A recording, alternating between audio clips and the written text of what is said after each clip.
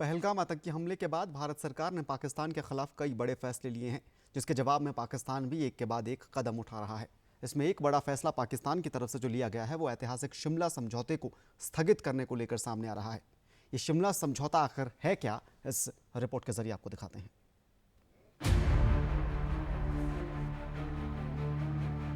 शिमला समझौता 2 जुलाई 1972 को शिमला के बांसकोट भवन में साइन किया गया था, जो कि वर्तमान का राजभवन है। 1971 के भारत पाक युद्ध के बाद शिमला में एक संधि पर हस्ताक्षर हुए। भारत की तत्कालीन प्रधानमंत्री इंदिरा गांधी और पाकिस्तान के तत्कालीन प्रधानमंत्री जुल्फिकार भुट्टो ने इस समझौते पर हस्ताक्षर किए थे। इससे पूर्व पाकिस्तान 1971 की जंग हार चुका था। शिमला समझौते में मुख्य रूप से कई बिंदुओं पर सहमति बनी, जिनमें द्विपक्षीयता का सिद्धांत सबसे महत्वपूर्ण था। 2 जुलाई 1972 को शिमला के बांसकोट भवन में हुआ था शिमला समझौता। समझौते के अनुसार किसी भी स्थिति में तीसरे पक्ष की मध्यस्थता स्वीकार्य नहीं होगी।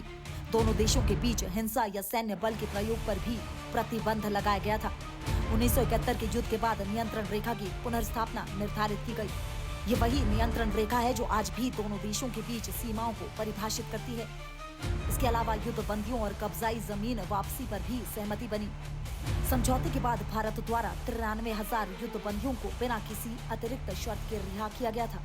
समझौते के अंतर्गत दोनों देशों के द्वारा अपने रिश्ते में सुधार करने और लोगों की बेहतरी के लिए काम करने को लेकर सहमति बनी थी।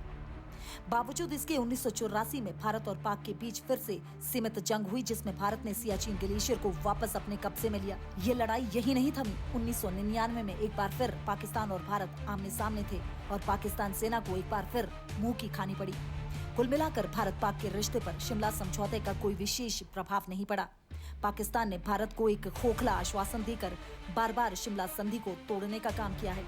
इतिहास गवाह है कि पाकिस्तान ने कश्मीर जैसे संवेदनशील और आंतरिक मामलों पर भी असंवेदनशीलता की सारी हदें पार की है।